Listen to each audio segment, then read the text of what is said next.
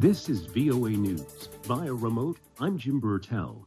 Hopes for a first wave of coronavirus vaccinations before the end of 2020 received a boost as another drug maker says it's ready to ask U.S. and European regulators to allow emergency use of its COVID-19 vaccine.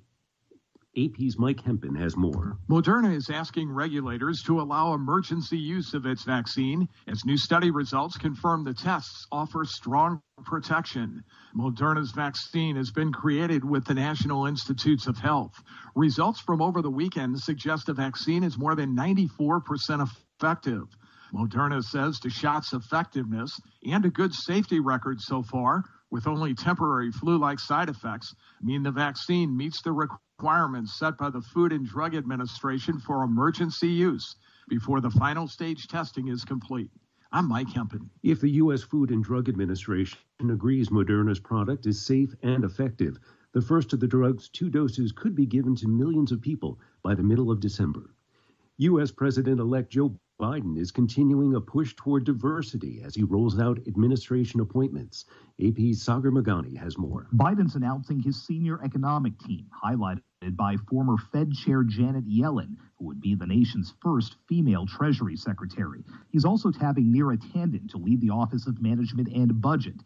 She would be the first woman of color in that post, as would Cecilia Rouse, atop the White House's Council of Economic Advisors. Biden's picked her to chair the council. Sagar Magani, Washington. To learn more about Mr. Biden's choices for his administration or for more on the transition, please go to voanews.com or download the VOA mobile app. For news on the go. From Washington, you're listening to VOA News. Ethiopian Prime Minister Abiy Ahmed says the Tigray region's dissident leaders have fled west of the regional capital after weeks of fighting. Reuters' David Doyle has more. Trump and Abiy Ahmed praised his troops in Ethiopia's parliament on Monday for their victory in the country's northern Tigray region, even as the forces he claims to have defeated said they were still fighting.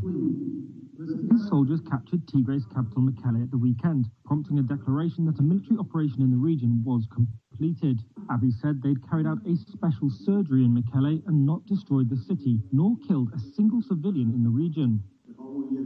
But in a conflict where information has been difficult to verify, the rebellious Tigrayan People's Liberation Front has a different version of events. It says Mekelle suffered heavy bombardment. It also says the war is far from over and claims to have shot down a plane and retaken a town. That is Reuters' David Doyle reporting.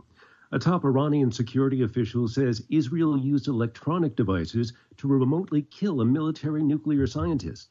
AP's Charles de Ledesma has the story. The remark from the secretary of the country's Supreme National Security Council drastically changes the story of the Friday slaying of the nuclear scientist. Authorities initially said a truck exploded and then gunmen opened fire. A state TV Arabic language channel claims the weapons used were controlled by satellite, a claim also made Sunday by the semi-official Fars news agency. None of the outlets immediately offered any evidence supporting their claims. Israel has declined to comment on the attack. I'm Charles de Ledesma. Britain and the European Union are warning each other that time is running out to reach a Brexit trade deal, with big differences still to be bridged on state aid, enforcement, and fishing. Britain leaves the EU's orbit on December 31st, when a transition period of informal membership ends, following its formal departure last January. British Prime Minister Boris Johnson says a deal would be preferable, but that Britain will flourish without one. Merriam-Webster has announced its annual Word of the Year. AP's Oscar Wells-Gabriel has more. The editor-at-large for Merriam-Webster says the choice of pandemic probably is not going to be a big shock. Not only is it a technical term for a widespread outbreak of disease, but it's become a mainstream word in 2020. Pandemic first began trending online in January. It really took off in March after the World Health Organization declared the novel coronavirus as a pandemic. Searches for pandemic that day alone were 115,806% higher than those for the same date a year ago. I'm Oscar Wells-Gabriel. And via remote from Washington, I'm Jim Bertel, VOA News.